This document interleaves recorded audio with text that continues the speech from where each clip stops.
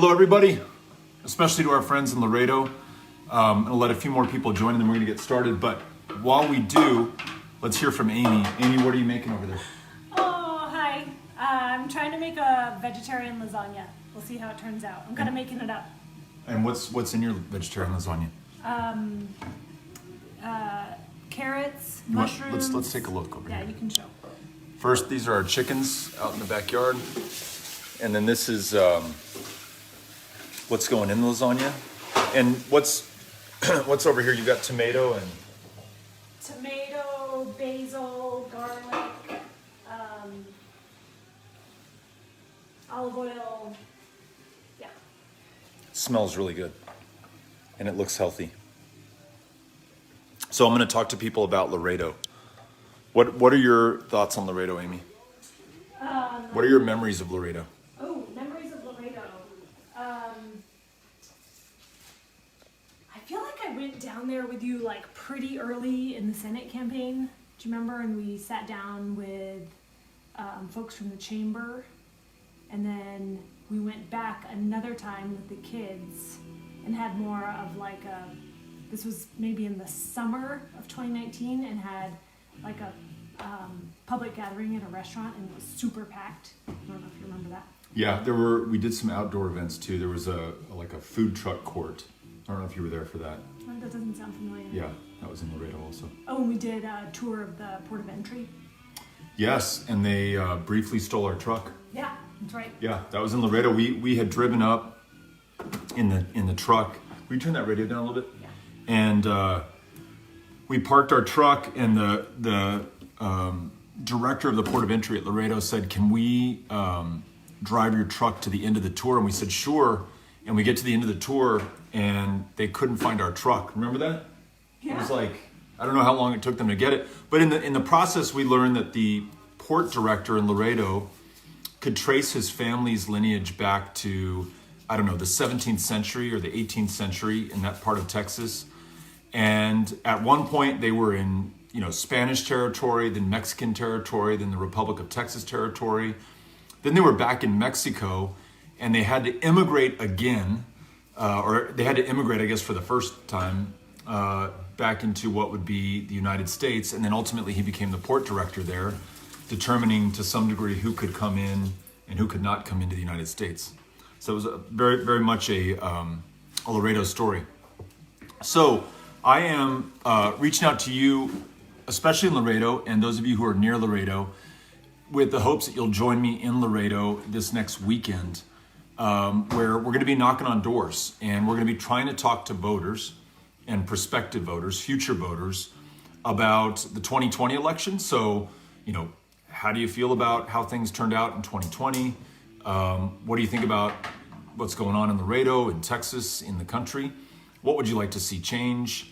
How would you like to see that changed? And how does voting fit into all that? Basically, questions about participation, not so much about Democrats and not about a candidate, but about participating. And Laredo, like my home county of Texas, has very low voter turnout. Webb County, which is the county that hosts Laredo, Texas, or is the home of Laredo, Texas, the turnout was 50%, which is really bad relative to Texas voter turnout. It's at least 15 points under Texas, and then really bad, of course, under U.S. turnout. So we want to talk to those who had a chance to vote in the last election and perhaps did not, and find out why they didn't and what it would take for them to vote in the next election. That's all that's involved.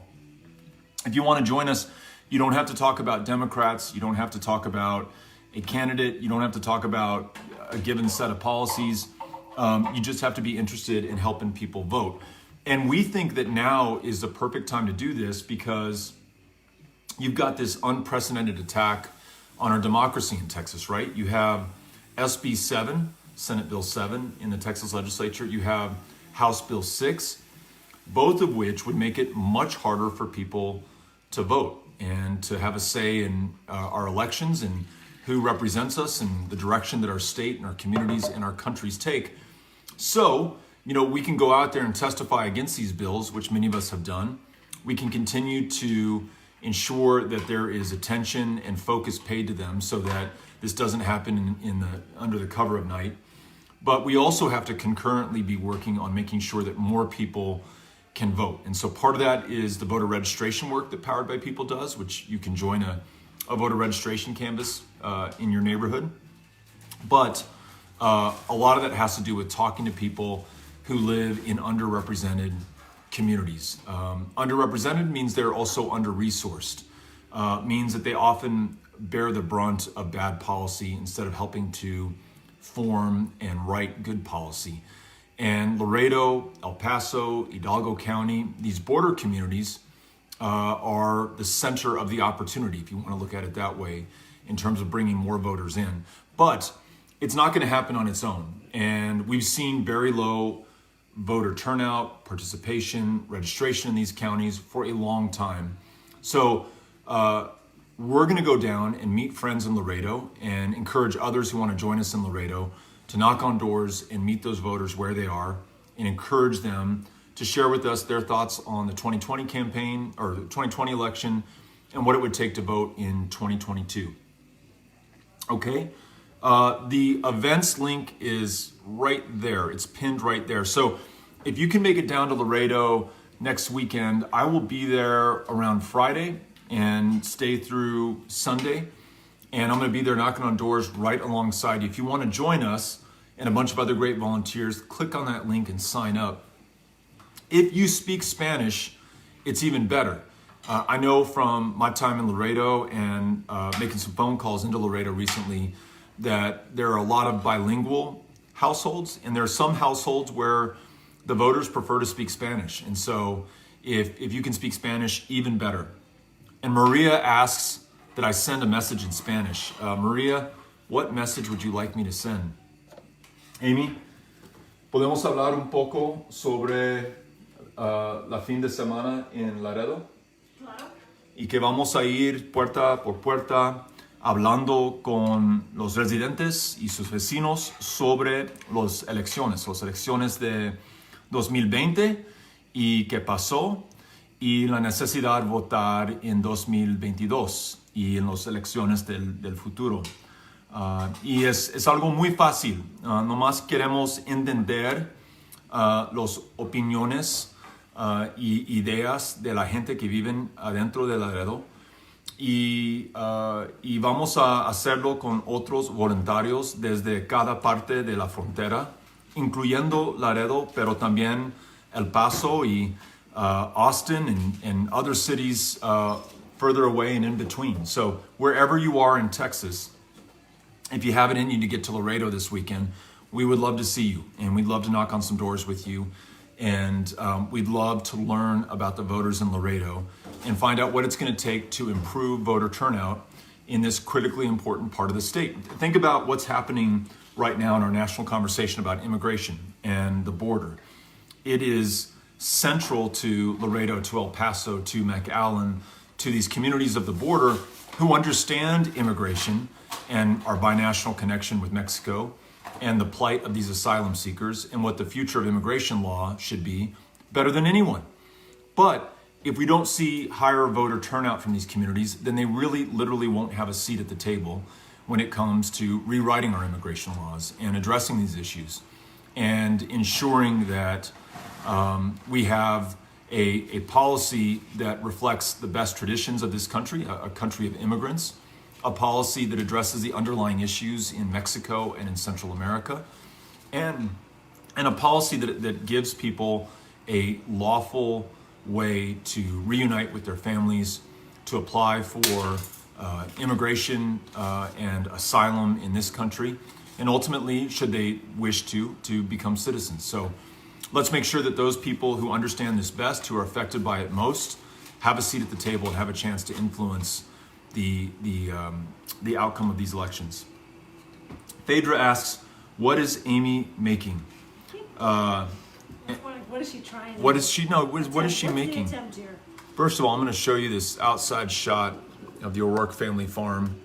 There you see our Olympic-sized pool and our chickens. The black chicken who you see the hen who's eating right alongside the brown chicken or hen.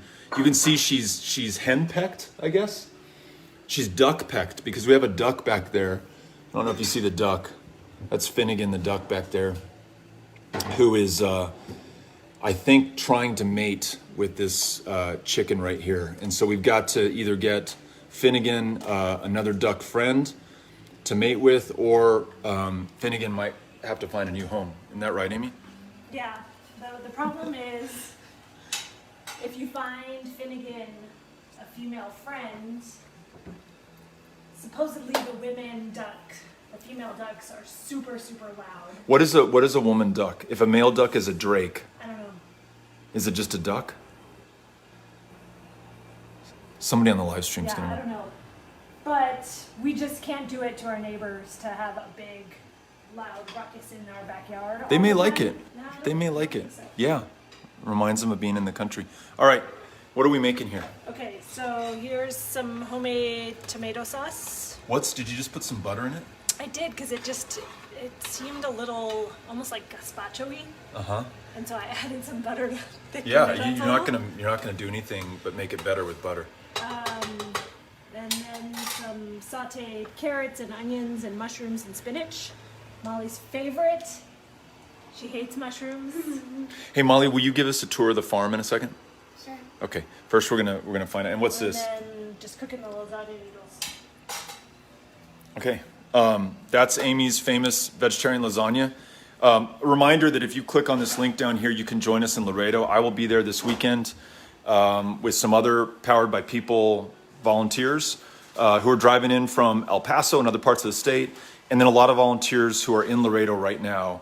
I just saw, who was it? Jesus is bringing a team from San Antonio, and if this is the same Jesus, he says, "Yo voy a estar en Laredo." I will be in Laredo. All right. And then I'm hearing that a female duck is usually referred to as a duck, and that a group of ducks may be called a brace, a raft, a skiff, a team, paddling, or sword, depending on where you're from. Interesting. Mallard. There you go. Mallard. It's a female duck's a mallard. Malls. All right. Show me what you got out here. All right. Here we go. Hold on. I know. I just got to get out. All right. Oh, there's Artemis making a little pee-pee. Here we go.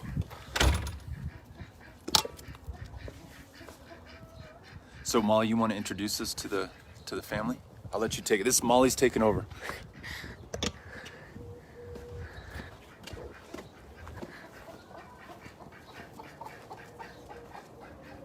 I don't know what to say. Well, just you can narrate. What are we seeing here? The duck's name is Finnegan. It's a blue Swedish duck. The black chicken, he doesn't have feathers on his neck because Finn is trying to mate with him. So we need Her. with her. So we might have to find him a new home because he's being too aggressive towards the chickens. Yeah. The little one is PB. It's a different kind of chicken, so that's why it looks like that. What about what's in here? That's the chicken coop. I mean, You this want is to show them what's down here? Yeah. Look at these fresh eggs. All right. That's dinner. With dinner tonight.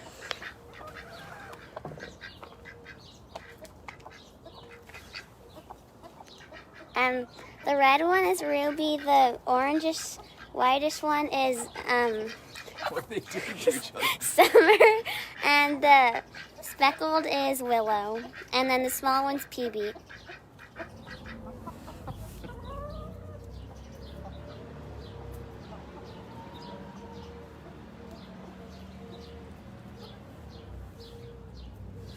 Yeah, that's it.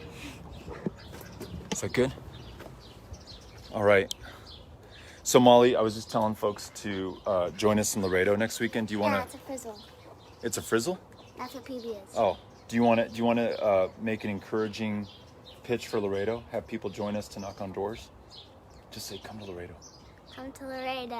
Yeah, Wait, there you go. yeah. All right, folks. Thanks for joining us on the O'Rourke Family Hour. Anything you want to say about this hen? Ruby. This is Ruby. And who lays the best eggs? Willow lays the biggest eggs. Which one's Willow? Speckled one. Yeah. All right. Well, thank you for showing us your chickens. All right, folks. We'll see you in Laredo this next weekend. To everybody who's coming down from other parts of Texas, thank you for making the trip. We'll see Jesus from San Antonio and friends from all over, and especially to those in Laredo.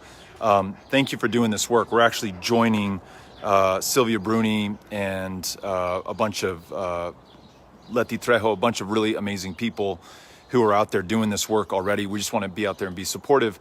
But it would really be great if we got a lot of people from all over to support what the folks in Laredo are doing. So in this time where voting rights and democracy is under attack, let's get out there and do the very tough voting rights and democracy work of knocking on doors and being with people where they are and bringing them into our politics and into our elections. Okay? Hope to see you all soon. Again, this is the link if you want to join us in Laredo. I will be there. We'll try to have some safe, socially distanced, but fun events connected to it. So if you do a full day of canvassing with us, Cynthia and Kate will buy you a beer, maybe. I can't say that the two are connected. It's just they may be there, you may be there, and then they may buy you a beer, or you may buy them a beer, or we may have a beer together. Alcohol is not necessary for the enjoyment of that evening. There may be pizza and soft drinks as well, but you get the point. We're going to try to have a fun time together after we do the canvassing on Saturday and then do it again on Sunday. But the best part of all will just be to see all of you who can make it out there and to get the band back together and to start doing some important work for Texas and for our democracy and for Laredo. See you all soon. Adios.